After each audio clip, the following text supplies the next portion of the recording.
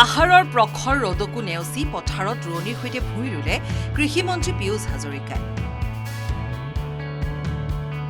বৰহমপুৰ সমষ্টিৰ বৰকণ্ডলীৰ পথাৰত বিধায়ক জিতু গোস্বামী আৰু জিলা আয়ুক্ত দেৱাশিষ শৰ্মাৰ সৈতে একেলগে ভূঁই ৰুলে মন্ত্ৰীগৰাকীয়ে।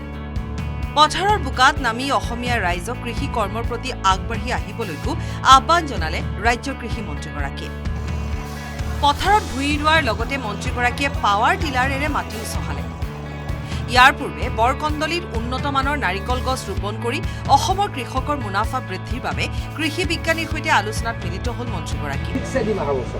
অহা বছৰৰ পৰা বীজ আৰু পুলি দিম বুলি প্ৰতিশ্ৰুতি দি মন্ত্ৰীগৰাকীয়ে ক'লে সকলোৱে খেতি কৰিবলৈ আগবাঢ়ি আহক।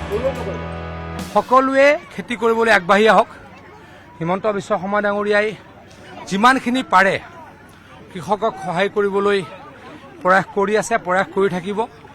সকলোৱে এটা নহয়, 3টা খেতি কৰক, অসম ধনী হওক, অসমীয়া ধনী হওক, তাৰ কাৰণে আশা কৰিলোঁ। এইবাৰ টাইমত শালি ধানৰ বীজ দিছোঁ আৰু এতিয়াৰ পৰা যি পাব সময়তকৈ আগত পাব, যি বীজ পায় সময়তকৈ আগত পাব।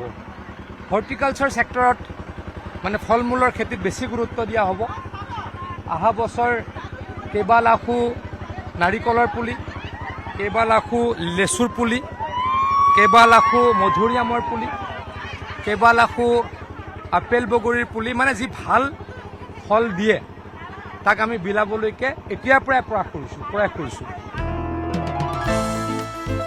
আনহাতে কপিলী, হাৰিয়া আৰু কলং নৈ পাৰত বিগত কাৰ্যকালত নিৰ্মাণ কৰা মথাউৰিয়ে এইবাৰ বানৰ পৰা বৰহমপুৰৰ ৰাইজক ৰক্ষা কৰাৰ কথা উল্লেখ কৰি মন্ত্ৰীগৰাকীয়ে কয়, অহাবাৰৰ পৰা কৃষি পথাৰত পৰ্যাপ্ত জলসিঞ্চনৰো ব্যৱস্থা কৰা হ'ব। পৰৱৰ্তী সময়ত জলসিঞ্চনৰ ব্যৱস্থা নিশ্চয়কৈ কৰা হ'ব। গোটেইখিনি মথাউৰিয়ে মাৰি দিয়া হ'ল। এইবাৰতো মোৰ ডেফিনেটলি ভাল লাগিছে। এইখিনিতো মোৰ নিজৰে জেগা। মই বহমপুৰৰ এটা পাৰ্টৰ মই MLA আছিলোঁ। আমাৰ ডেমকেইটা খুলি দিয়াৰ পাছত ডাঙৰ ৱেভি আহিছিলে পানীৰ, কিন্তু ৰহা, বহমপুৰ, আমাৰ হোজাই, জাগিৰোড এইবিলাক এইবাৰ ক'তো পানী হোৱা নাই। এয়া আৰম্ভণিহে বুলি উল্লেখ কৰি বৰহমপুৰৰ বিধায়ক জিতু গোস্বামীয়ে ক'লে, অসমৰ কৃষকৰ সকলো সমস্যা সমাধানৰ বাবে চৰকাৰখন বদ্ধপৰিকৰ। মই ভাবোঁ অসমৰ কৃষি ক্ষেত্ৰলৈ আহিবলগীয়া ভৱিষ্যতত যেন সুন্দৰ হওক, ৰঙালী হওক আৰু সঁচা অৰ্থত অসমত এইবাৰ কৃষি ক্ষেত্ৰত উন্নয়ন হ'ব। উল্লেখযোগ্য যে কৃষি পথাৰত কৃষিমন্ত্ৰীগৰাকীৰ সৈতে ভূঁই ৰুবলৈ পাই আনন্দত আত্মহাৰা হ'ল বৰহমপুৰৰ ৰোৱনীসকলো। সেয়েহে উলাহতে বিহু নাছিলে ৰোৱনীয়ে। ইপিনে ভূঁই ৰুই কৃষকৰ সৈতে ভোজ খালে মন্ত্ৰীগৰাকীৰ লগতে বিধায়ক জিতু গোস্বামী আৰু কৃষি বিভাগৰ উচ্চ পদস্থ বিষয়াসকলো। ইপিনে জিলা কৃষি বিষয়াক কাৰ্যালয়তকৈ পথাৰত বেছিকৈ থাকিবলৈ ক'লে মন্ত্ৰী পীয়ুষ হাজৰিকাই।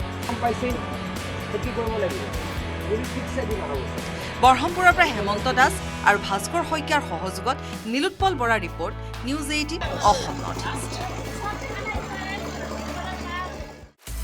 আপুনি বিচৰা বাতৰি পাব কেৱল নিউজ 18 এপত।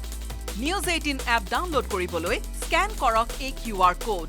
গুগল প্লে ষ্টৰতো পাব এই নিউজ 18 এপ।